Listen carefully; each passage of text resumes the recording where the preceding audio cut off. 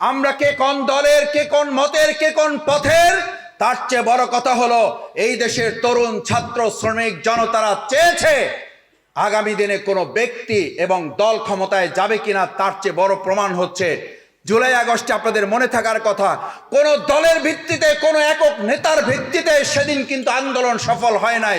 সুতরাং আগামী দিনে বাংলাদেশ পরিচালিত হবে কোন একজন ব্যক্তির আনুগত্য নয়, বাংলাদেশ পরিচালিত হবে কোন একজন ব্যক্তির ক্ষমতায় যাওয়ার উপরে, দলের ক্ষমতায় যাওয়ার উপর ভিত্তি করে নয়। বাংলাদেশ আগামী দিনে পরিচালিত হবে, ব্যক্তি এবং দল ক্ষমতায় যাবে না। আমরা সিদ্ধান্ত নেব আগামী দিনে ক্ষমতায় যাবে ইসলাম, এবং ইসলাম এবং ইসলামের ভিত্তিতে বাংলাদেশ পরিচালিত হবে।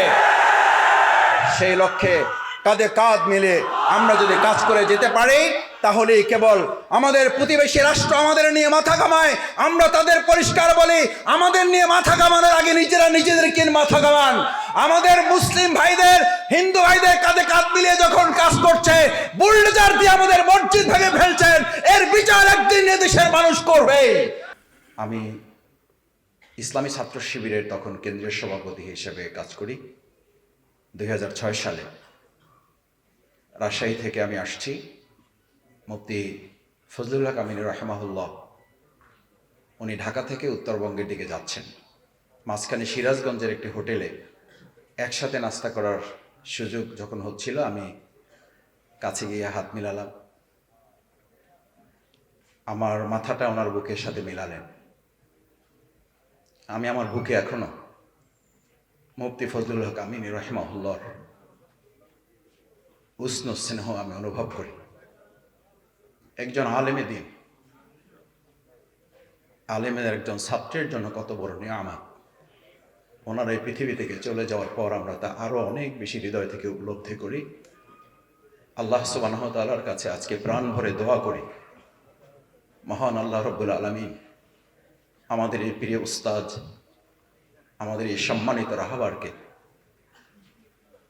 জান্নাতুল ফেরদাউসের উচ্চ মাকামের জন্য আপনি তাকে কবুল ও মঞ্জুর করেন।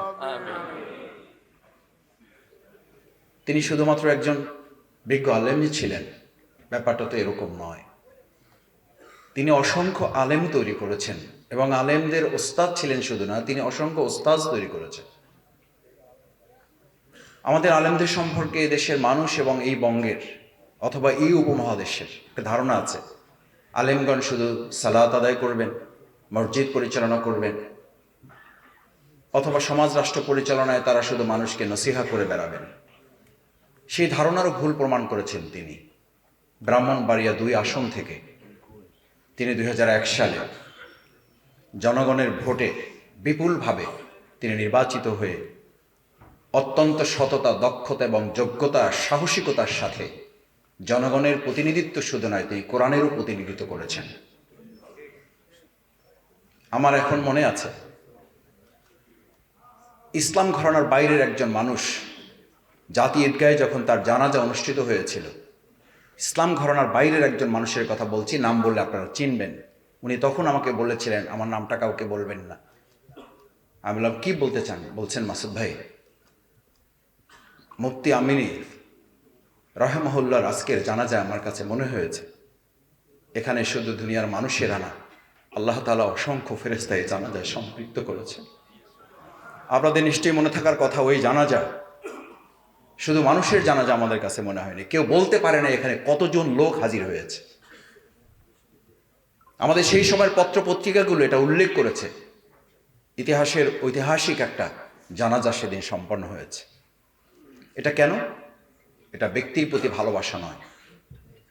আমরা ইসলামী আন্দোলনের লোকেরা ব্যক্তি তৈরি করে না। আমাদের প্রতি তাদের একটা ভুল ধারণা আছে, তারা মনে করে মুফতি ফজলুল হক আমিনীর মতো ব্যক্তিদেরকে হত্যা করলে অথবা তারা পৃথিবী থেকে চলে গেলে ইসলামও বোধহয় চলে যায়। আমাদের মাওলানা মতিউর রহমান নিজামীর মতো লোকদেরকে ফাঁসিতে ঝুলালে বোধহয় ইসলামও ফাঁসিতে ঝুলে যায়।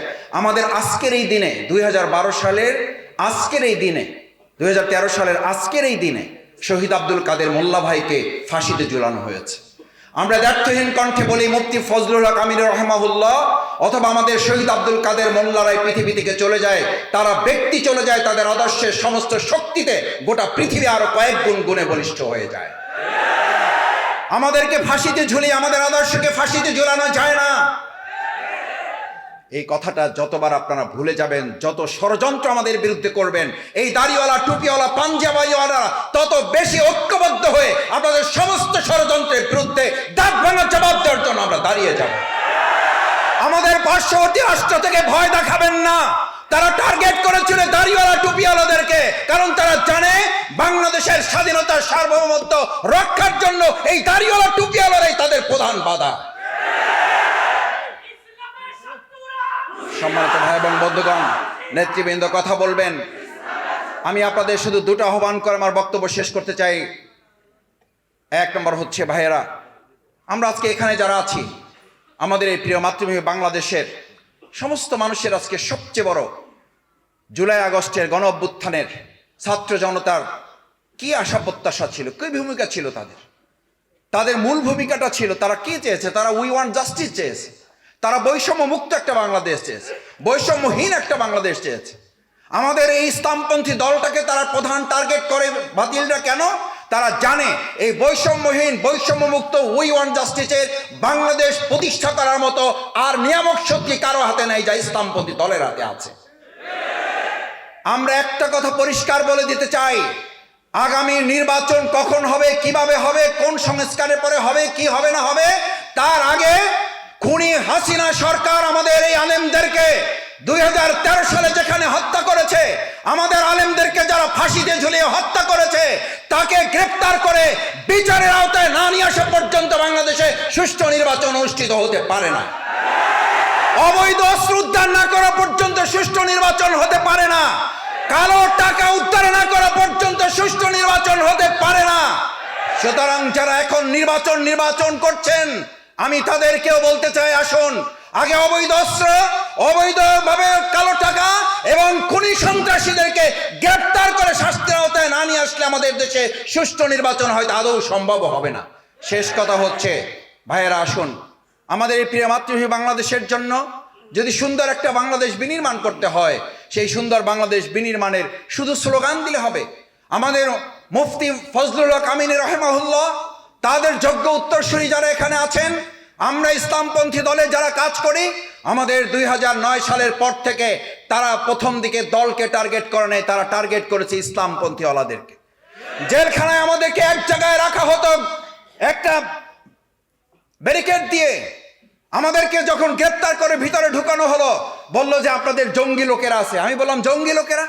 বলছে হ্যাঁ, এক জায়গায় আপনাদেরকে রাখা হয়েছে, তাদেরকে বের হতে দেওয়া হয় না।